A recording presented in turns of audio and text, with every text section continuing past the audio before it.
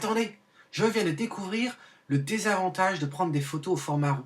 Et oui, d'habitude je suis toujours au format RAW, je me pose pas la question de la balance des blancs, c'est toujours sur auto, et puis si je dois changer, ben, je change en post-production. Mais voilà, il y a 3 jours de ça, on a fait appel à mes services pour couvrir un événement avec des enfants, il y avait leurs parents. Et c'était dans une salle avec des lumières artificielles, et donc du coup j'ai mis ma white balance, ma balance des blancs, sur la lumière, la lumière néon, pour pouvoir montrer à partir de mon appareil directement aux parents la photo résultante. Et j'avais pas envie que la mauvaise couleur les perturbe. Voilà, mais simplement j'ai oublié moi de changer la valeur de la balance des blancs. En réalité aujourd'hui je suis allé faire une vidéo, et la balance des blancs, eh bien, elle était encore sur lumière artificielle. Donc, je suis désolé, la qualité de la vidéo est pas là, mais en ce qui concerne le contenu, j'espère que ça vaut le coup. Allez, bonne continuation. Bonjour, je suis Tomigo de Tomigo Photographie. Saviez-vous qu'une des vidéos la plus vue sur ma chaîne YouTube, c'est sur la photographie macro pas chère avec les tubes à extension? Et bien ceci m'amène à penser que soit vous êtes super enthousiaste à propos de la photographie de macro, ou bien vous aimez simplement faire les choses pas chères. De toute façon, j'ai un cadeau pour vous aujourd'hui puisqu'on va parler des deux. Et pour ce faire, je me trouve au centre sur les papillons et les insectes à l'extérieur d'Édimbourg. Et avec moi, j'ai Keith et son boa. Hi Keith. Hello. What's the name of your boa? Missy. Hi Missy. So Keith, beside butterfly and insect, what else do you have here? We have the bugs and beasties room, which we have ants walking above our head. We have the reptile room with iguanas, chameleons, lots of different species of lizards. The nocturnal room as well, which is in the dark. All the animals that come out at night, that's where they are. Scorpions, cockroaches. Ce que je vais demander à Keith, c'est qu'est-ce qu'il avait dans ce centre à part les fameux papillons et insectes et son boa.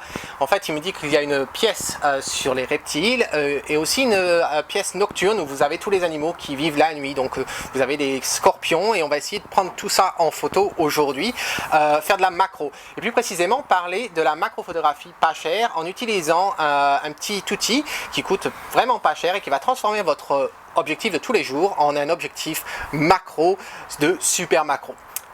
Restez avec nous. Alors voilà, nous revoilà dans un autre coin du bâtiment. Sur cette table, j'ai une menthe religieuse. Vous voyez, j'ai mon appareil. Sur mon trépied, Manfrotto, dont le bras s'articule pour pouvoir être à l'horizontale, qui me permet d'être plus près de mon sujet. Donc on va parler aujourd'hui des anneaux renversés de macro. Alors c'est quoi? C'est un anneau comme ceci. Là vous voyez, d'un côté, vous avez, de ce côté-là, vous voyez, c'est le...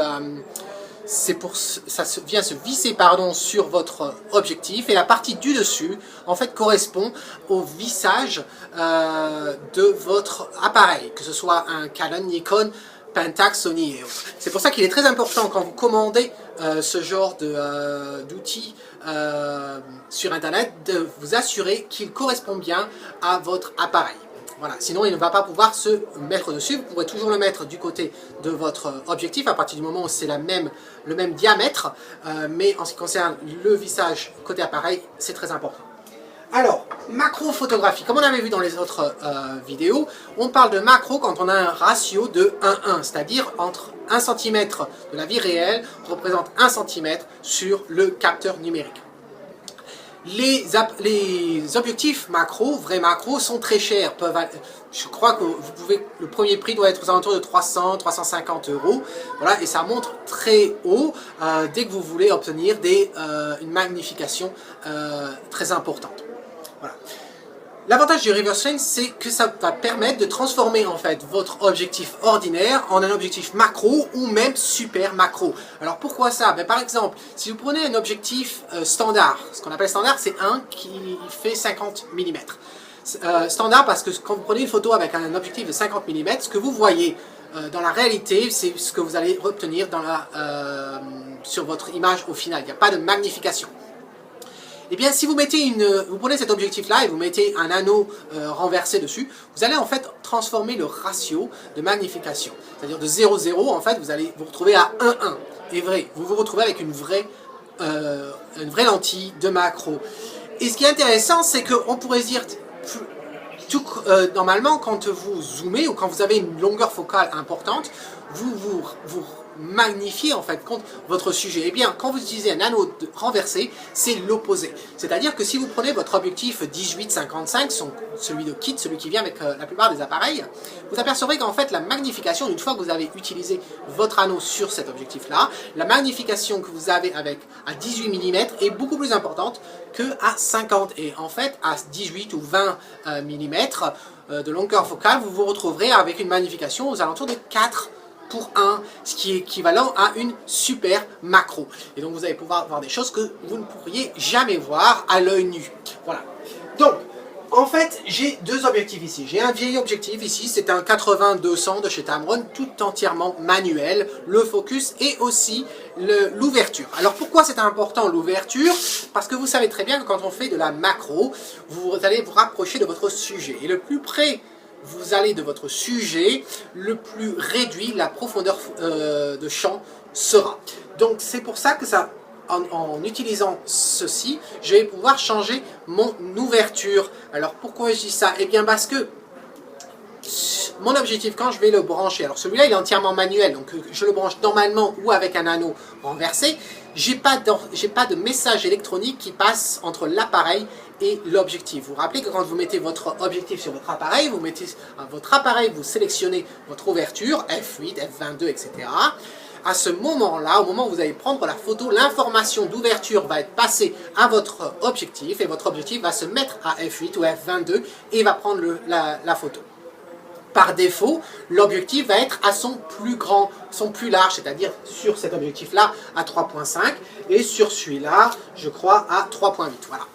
Donc, si je veux faire de la macro, il va me falloir un f22. Et si je retourne mon objectif, donc parlons par exemple de celui-ci, c'est plus ou moins ce que vous allez avoir vous, c'est-à-dire ça c'est un 18-135 de chez Canon, et disons que vous avez le 18-55, l'objectif de kit. C'est exactement la même technologie, c'est-à-dire il est entièrement numérique, c'est-à-dire que, comme j'ai dit, c'est l'appareil photo qui va donner le message électroniquement à l'objectif pour lui dire voilà je veux f8 ou f22. Si je mets cet anneau là, voilà, je vais visser l'anneau sur le devant de mon objectif, comme ceci, et que je branche mon objectif de ce côté là, il ne va pas y avoir de message électronique qui va s'échanger entre l'appareil et la lentille. Et donc du coup je ne vais pas pouvoir obtenir f22, c'est impossible, tout comme le focus ne va pas fonctionner.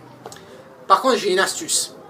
Alors voilà l'astuce, vous prenez votre objectif, vous allez le brancher sur votre appareil comme vous faites normalement, c'est-à-dire en utilisant le côté normal, l'arrière de votre objectif.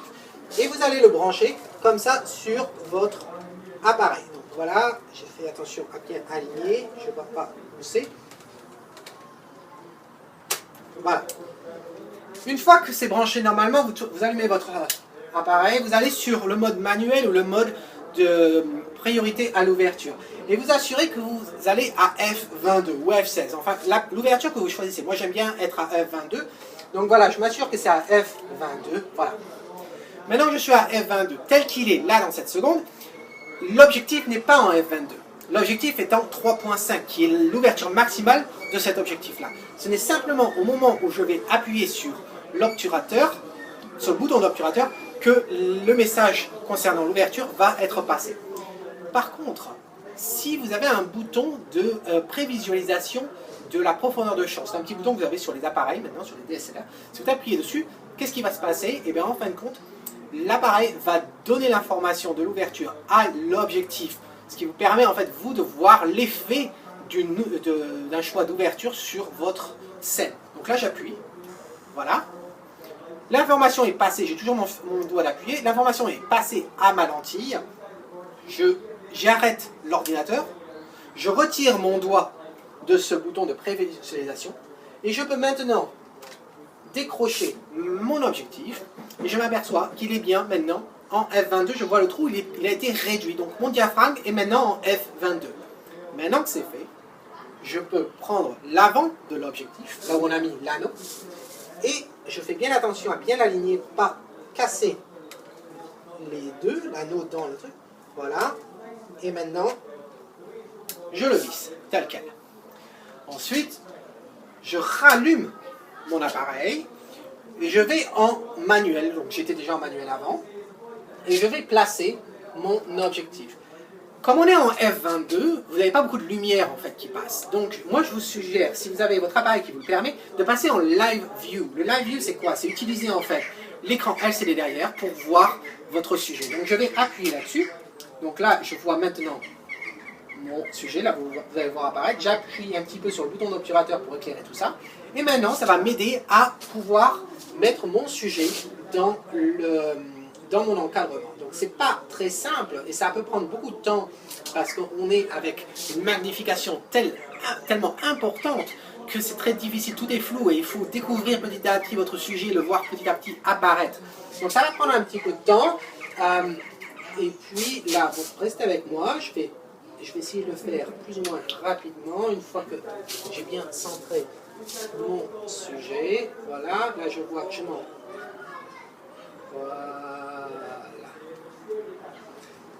Donc je vois l'œil de ma menthe religieuse.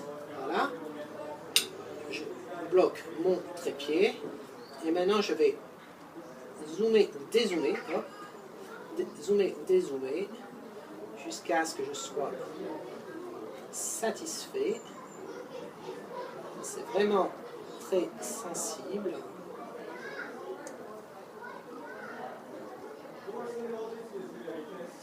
On a tendance à avoir le Live View mode, le mode Live View qui...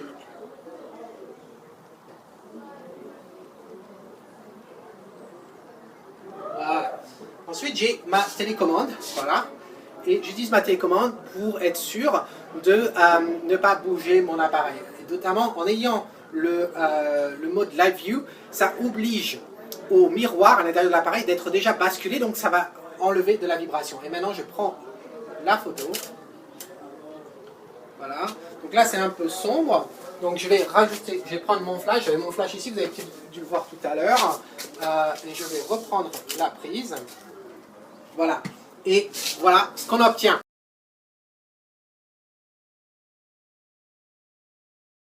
Bon, c'est très flou, vous voyez, hein, sur tout le bord, il y a vraiment une profondeur de champ très réduite, mais vous voyez le niveau de magnification, c'est l'œil de la menthe religieuse.